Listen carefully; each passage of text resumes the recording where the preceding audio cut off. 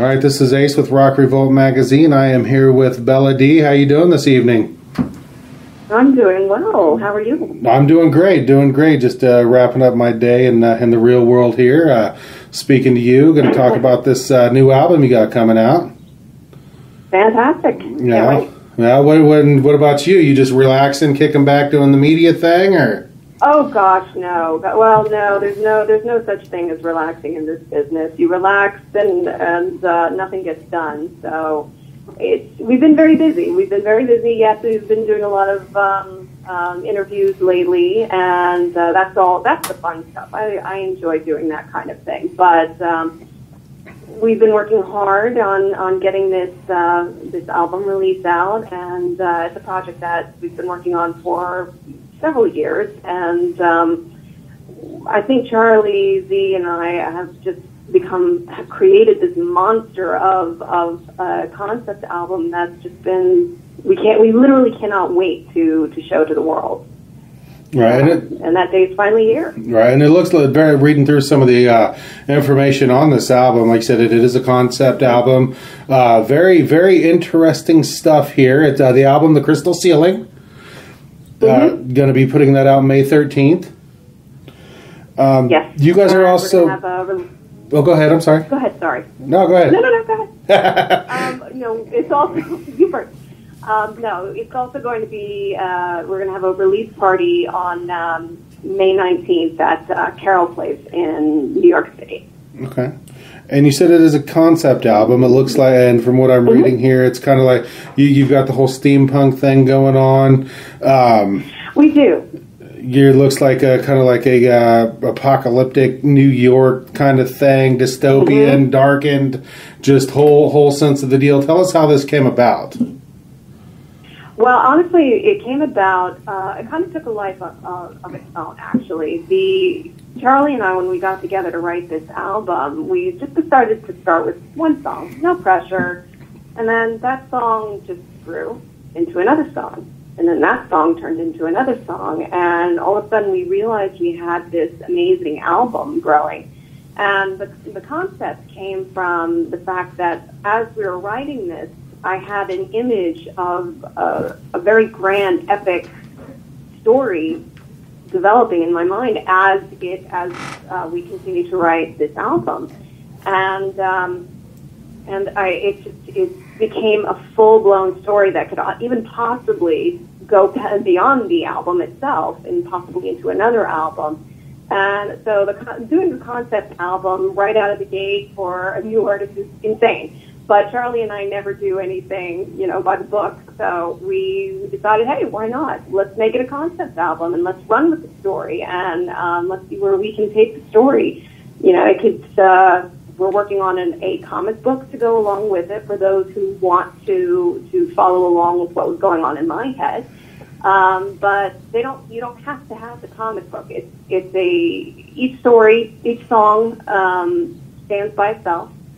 And but if you like to sit down and listen to a concept album, which are rare these days, it will tell you a story and it will take you on a journey. And that was what we were kind of very surprised to see in the end. Right, yeah, that's what I was going to say. You talked about how this could go beyond this album. I was going to mention the comic book. So are you a featured character in that comic book? How's that feel to be your own little character? Yes, well, it's kind of fun. Bella D kind of just developed actually out of the story, and comic books and superheroes are very popular these days, and we kind of wanted to make not so much of a comic book superhero of her, but we wanted to make her a strong female character in a comic book world in a very dystopian society, surviving. I mean, because that's what the whole album is about. It's about surviving and battling through life, and especially in this kind of dystopian society, because she comes from, she's a time traveler, and can't talk today. She's a time traveler, and she winds up in a very unusual dystopian society where she runs into Dramageddon, who's Charlie Z's performing character, and she kind of runs in with him for a little bit, but then he goes away for a little while, and he'll come back later in the story. But she runs into him, and it becomes a whole different world that she has to break into and become comfortable with, because it's just not at all what she's known at all. So the album kind of reflects that. It kind of reflects the making a change in your life that you're uncomfortable with, and fighting through it. So it kind of just worked hand in hand together, and he just loved the idea of it, so we went with it. And making that change and doing things that you're not comfortable with in life is something that probably hits you home with the circumstances you dealt with halfway through recording this album. Being diagnosed with the breast cancer, having to have surgery, stuff like that. Now, since that was halfway through the recording process, how did that change from the first half to the back half? What kind of influence did that have on the back half of that recording process? Well, the amazing thing is when we started writing it, we kind of just were writing it for the everyman that's going through any kind of battle, whether it's through the bad relationship, whether it's through bad marriage, or just anything like drug addiction, or any kind of battle that people wanted to go through. And then when I got my diagnosis, so the album was like, Charlie and I sat down and we're like, wow, this album is about that. It's about fighting and about surviving, and picking up yourself up when you've been beaten down so many times. So yeah, it was, when I got my diagnosis, it was shocking, and I didn't really quite know what to do with it, but I didn't really have time to deal with it. That was the crazy thing about it. So we kept working on the album, even through it slowed down a little bit just because I had to go through chemo and all of that nonsense, and these surgeries and things. But we always stayed in touch, and we were always pushing the album forward. And honestly, it just made the album become more close to me, to my soul, because I lived it now. I'd lived it before, but now I really lived it. I put literally my blood, sweat, and tears into this album, and I could feel every song. So that's kind of where it came from. Right, and it's funny listening to you talking about going through the chemo and the surgeries. Like you're very upbeat about it. Like it didn't get you down. Like you just powered through it. It didn't, and that was, I have a great support system. One, but two, I love having a sense of humor, and so I always tried to hold on to that even through all of my treatments. All of my doctors and my nurses, I kept them laughing. And they were always remarking upon, like, are you really going through what you're going through? You should, this is so unusual. And I said, I could cry, and I have cried through it, but I much prefer to laugh. And laughter to me is the best weapon. If you can really truly laugh at something, and, it helps keep you up. And it allows you to really put your battle armor on. And that's kind of what I did. The moment I got my diagnosis, I just envisioned myself like as if I was the star of my own movie, putting on battle armor, saying, okay, all right, let's go. You want to pick a fight with me, Cancer? Let's go. Let's do this. So, yeah, I try and be upbeat about it because I had a great prognosis, and I'm lucky to say I'm knock on wood, cancer free right now. And so I think one of the things to bring it back to the album again is that the whole album is about picking yourself up and fighting and coming out on top afterwards. You go through hell. There's a great line in the album that says, I've basically gone through hell, and I've continued. Like, I'm in hell, but I continued. So then you're going to go out. So basically it's like, if you crawl through hell halfway, you're halfway through hell. So if you continue to crawl halfway through again, you'll be out. So you kind of always got to have that mindset as you battle something like cancer. That if you just keep going, you'll get to the other side. Absolutely, yeah. Now, how are you guys going to tour for this album? Because I just can't see you up there singing. Charlie playing some drum. This has got to be like some operatic, theatrical, like like almost like a play type thing. I mean, this can't just be a normal show. It's huge, isn't it? And basically, what we're going to do, touring, we're going to focus after the release. We've got a couple of things up our sleeves as far as coming out after the release. For example, we have a couple of lyric videos that will be coming out, and we also have another actual real video coming out as well. That's filmed and in the can. It looks amazing, and I can't wait to show it to the world. So videos, I think, are going to be a great way to present that that whole aspect of the theatricality of it all. But as far as tours, you'd be surprised what Charlie can do. He's talented, that guy. He can really just work some magic on stage. So we'll see how it turns out at Carol's place, which is, it's a modest place, but it at the same time, it kind of reflects the feel of the album. It's very steampunkish. It's got that kind of Victorian feel, but it's also it's in the heart of, Greenwich Village, which is the heart of a city and very modern in that aspect. So we'll see. We'll see how it turns out. I'm excited about it. All right. Now, are the videos you got coming out, is that for End of the World possibly and Save Me? Actually, it's for one that you haven't heard yet. Really? Okay. That's going to be a surprise. Okay. Yeah, we actually, some of our best songs, I think, are coming up. And we can't wait to release them. End of the World is one of my favorites, but there's a couple of... I love all of the songs of the album, but there are a couple that hit home really close to my heart. So I can't wait for you guys to hear those. Well, I want to ask you this. We're going to go off topic here, off the album. It says you are a diehard fan of video games. I am. So are you a console gamer or a PC gamer? Both, believe it or not. Okay. I enjoy both. I tend to lean more towards PC because I love MMOs. Okay. But I am a console kind of person too. So I think I've got them all. Well, what's your favorite console? Let's see where we're going here. Oh, well, it's tough because each one offers something different. I started out with Xbox. Xbox was my first real jump into the console war. I mean, of course, that's a lie. Nintendo was, but Nintendo was pretty much for everything. Right, yeah. But when games started to get really, really cool, I went back and forth with PlayStation, and but I had PlayStation for a little while, but I thought Xbox made the biggest jump. So I went with Xbox, and now PlayStation's going crazy with the graphics, and I'm just sitting there. I'm like, I can't afford to keep up with you people.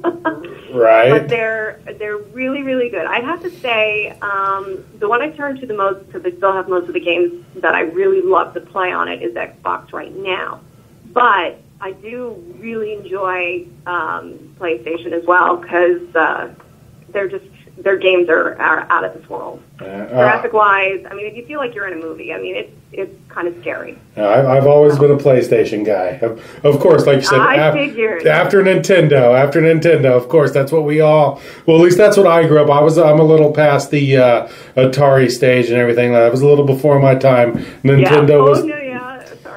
Yeah, Nintendo was my first console, and then I went with the Sega for a little bit, the Dreamcast, and then it was PlayStation ever since. So yeah, when I saw that you're a gamer, I was like, okay, that's interesting. We can talk about that. Let's see where she goes with it. Yeah, no, I love both. It's hard for me to pick a team because I really enjoy. It's like when people ask me, well, which do you prefer, Marvel or DC, and I'm like, as far as comic books, I'm like, really, I'm one of these people that can't choose because there's so much that, like, if I had to lean towards one, I'd be more Marvel, but I love DC comics, too. So I'm like, I just love a good story. Right. So if you can tell me a good story, I'm on your side. Have you seen Deadpool yet, speaking of comics? I haven't. I've been working on this album so hard, I haven't had any chance to get to the movies, and I cannot wait. I've been, like... Everybody's been telling me how amazing it is, and I'm like, la, don't tell me. I want to see it myself. What do you think of it? Oh, it's just be prepared to laugh. I mean, I can't wait. Just be prepared to laugh and have a good time, really. I mean, that movie's not one that it's not a serious movie. It's not a movie you're thinking about stuff. Be prepared to have a good time. It's a party, really. Be prepared to go to a party, honestly. See, that's what I need. I absolutely need that right now because I love to laugh. You know me. Yeah. Absolutely. I can't wait. All right. So speaking, we were talking about the tour. Do you guys have plans to get a tour rolled out soon, or when are we going to see you hitting the streets? Well, as far as the only performance time that we have right this second is the release party at Carol's Place, May 19th. But then going forward, like I said, we've got a couple of those other things that we need to do, and then Charlie and I are probably going to look at possibly touring in Europe because we tend to think that this album might do better. We think in Europe. Not that we don't think we do great here. I think we'll do wonderful here as well.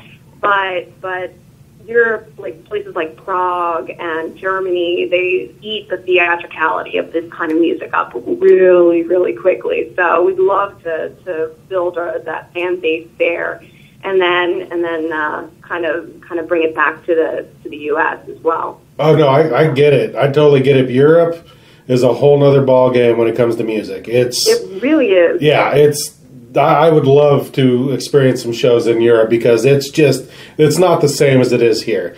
I mean, bands that I'm fans of will go over there and sell out a joint like nothing, come over here and play to 200 people, Yeah, it's difficult. It's hard to break through. That's the thing. I think there's just so much here in the United States, which is great. There's so much there, but it's hard to stand out when there's so much out there. So I think Europe has a tendency to look for new stuff. Like they love seeing the new guys. They love seeing new people, new music, new themes. They love that kind of thing. Whereas the United States, you kind of have to build up a reputation first, and then people will kind of be like, oh yeah, okay, let's check you out. I heard of you, and that's fine too, and we're going to work with that as well. So we'll tour here as well, absolutely. But I think we want to try Europe first. Right, absolutely. Like how we do there. Right, and I was speaking with another artist last week, and with the whole Europe thing, probably this thing he was talking about, the difference is that over here in America, it's I listen to this kind of music, I listen to this kind of. You're very categorized, whereas in Europe they will listen to everything from metal, to opera, to pop, and no one cares. Yeah, absolutely. They're very open. They're not compartmentalized like they are here. So. Yeah. Oh, very much so. I so much so that I remember talking about music, about my likes of music. I'm very eclectic when it comes to music, and I love everything. And I remember telling this one guy about the kind of music I like. He's like, well, what kind of music do you like? I said, well, pretty much about everything. He's like, that's a BS answer. And I'm like, I'm sorry? How is that a BS answer? He's like, well, everybody likes one specific kind of music. And I'm like, no, they don't. I'm like, I'm sorry, I don't remember ever thinking that I only liked one kind of music. And I agree with him 100% on what you said there. It's very much a people think that you have to like one type of music, and that's not at all the case. If you like a song, you like a genre, play it. I mean, play it as loud as you can. Yeah, you're hurting yourself if you're doing that. I mean, you'll find me listening on the same day from Neil Diamond to Patsy Cline to Slipknot. I mean, just on any given day. Yeah. Yeah, absolutely. It's all good stuff. It's amazing stuff. So you limit yourself if you listen to just only one genre. But it's okay. Everybody has their likes and dislikes. So, and music is it's a very personal thing. So, but yeah, I prefer listening to all kinds of music. It's opened my world to so many different things. Like I said, tell me a story and I'll listen. Right, absolutely. Well, how can people connect with you? What kind of social media outlets can we get to you with? Oh gosh, I'm on Facebook under Bella D, I'm also on Twitter and Instagram. I have my own website, which has all of those connections on it. My website is www.belladmusic.com. And yeah, you can see all the new stuff coming up on that website. It'll have all of my video links, all of my music links, any kind of upcoming information as far as performing, and press will be on there, and all kinds of stuff. So, and comic book information as well. Absolutely. Well, before we get you out of here, anything you'd like to say to your fans, say to the people? No, just thank you for listening and keeping, open hearts and coming with me on this crazy, wonderful journey. That's one of the things that I love about music, is it's not just a journey for one, it's a journey for many. Absolutely. Well, Christy, we totally appreciate the time that you've given us today, and we'll get this out here and help spread the word for you. So, absolutely, Ace, and thank you so much for taking the time. I appreciate. I love chatting with you. It was fun. Well, I appreciate that. Thank you. And anytime we can help you guys out, just tell Natalie to give me a holler. We'd love to help you guys out as much as possible. So. Oh, absolutely. They've been wonderful. Natalie, Maria, and Ariel, they're just fantastic over at Adrenaline. I love them. They've been fantastic. And if you're in the area and you want to come to the release party, either hit me up or hit them up, and we'll make sure that we get you in. Okay? Absolutely. I'm a little far away. I'm over here in Kansas City, so. Oh, well, then, just hop on a train. Right or on. Or a plane or a car, whatever. Absolutely. Well, you have a wonderful evening, and I totally appreciate the time you spent with me today. And likewise. Thank you so much. I appreciate your help. All right. Thank you. Take care. Bye-bye. Okay, bye-bye.